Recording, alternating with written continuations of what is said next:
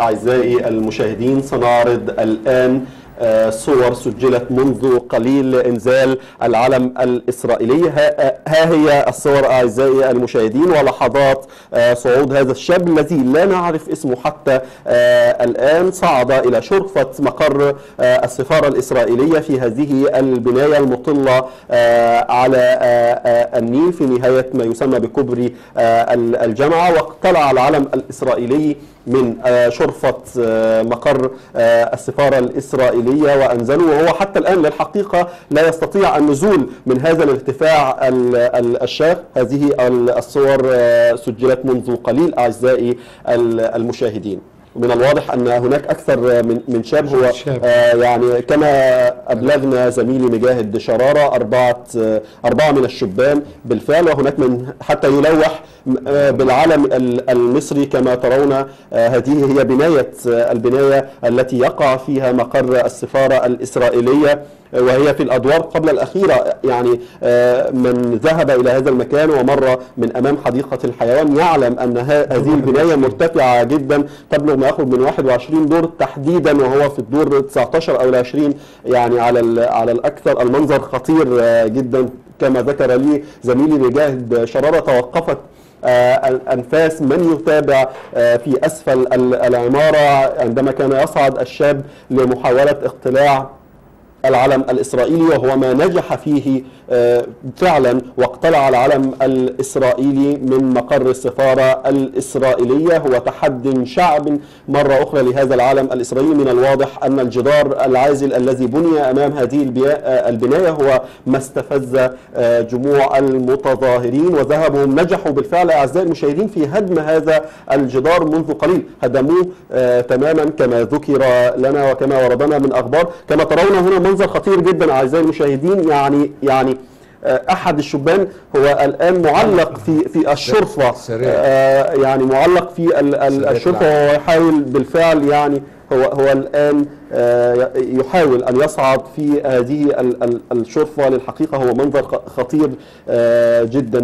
بالفعل توقفت أنفاس من يشاهد هذا المشهد منذ قليل. هذه الصور سجلت منذ قليل أعزائي المشاهدين من خلال كاميرات الجزيرة مباشر مصر، ونتابع معكم هذا الحدث أولا بأول. وكنا نستمع يعني حمدا لله كان على وشك أن يسقط كما ترون، لكن الحقيقة كما ذكرت لحضراتكم هذه صور مسجلة، وهو بالفعل في أمان الآن، وصعد وانتزع العلم الإسرائيلي. وما زلنا نرى هذه المحاولة والتي انتهت بالنجاح في نزع العلم الإسرائيلي من شرفة مقر السفارة الإسرائيلية. نعم، كما ترون أعزائي المشاهدين. هو شاب آخر أيضا غير الذي يرتدي التيشيرت الأحمر. هناك شاب آخر. نعم، هنا ظهر العلم الإسرائيلي كما ترون أعزائي المشاهدين. اقترب بالفعل ووصل إلى الشرفة كما ترون. هذا الشاب الذي يرتدي تيشيرت وصل فعلا إلى العلم الإسرائيلي، وهو الآن ينتزع. يعني هي لحظة خطيرة جدا أعزائي المشاهدين. بالفعل هو الآن انتزع العلم الإسرائيلي، يحاول أن يخرج سارية العلم من شرفة مقر السفارة الإسرائيلية. هو يكاد يكون انتزعوا الآن بالفعل. الموقف خطير. يعني هو يلوح للمتظاهرين الآن بالعلم في يده، وكما سمعنا من قبل من زميلي مجاهد شرارة يعني سيسقط العلم للمتظاهرين ويحاول النزول مرة أخرى. من الواضح أن أحد يحييه من الشرفة التي تعلو شرفة السفارة الإسرائيلية، وهو حياه بالفعل. سنتعرف بالطبع بعد قليل على اسم هذا الشاب الذي صعد إلى مقر السفارة الإسرائيلية وانتزع العلم الإسرائيلي، وها هو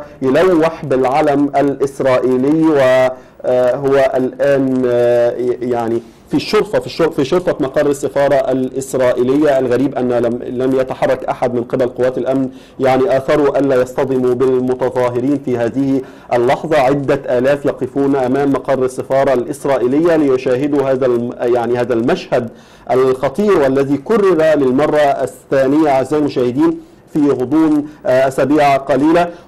وشاب آخر أعتقد أنه يرتدي يعني قميص أبيض على ما أظن، وكما ترون أعزائي المشاهدين يعني يحاول أن يساعد الشاب الذي وصل إلى العلم الإسرائيلي في النزول. من الواضح أنه متمثل، نعم، يعني انه يعني يحاول ان يطرق يعني هذه الشرفه، شرفه السفاره الاسرائيليه. بالتاكيد لا يوجد احد الان داخل هذه السفاره. واضح انه في موقف خطير للحقيقه، ويصعب عليه النزول الان، ولعلنا بعد قليل سنتواصل مع زميلي مجاهد شراره لنعرف كيف يعني الوضع الان، وهل نزل هذا الشاب ام لم يستطع النزول حتى الان. يعني نتمنى له بالطبع السلامه، يعني ينزل بسلامه الله. هو نعم ما زال متمسك بالعالم الاسرائيلي في يده، يعني وكانه يريد ان يكون هذا هو، حتى لا يحدث ما حدث مع احمد الشحات ومصطفى كامل. فهو الرجل متمسك بالعالم الاسرائيلي ويرتدي تيشيرت احمر. هذه الصور سجلت من كاميرات الجزيرة مباشر مصر كما رأينا أعزائي المشاهدين.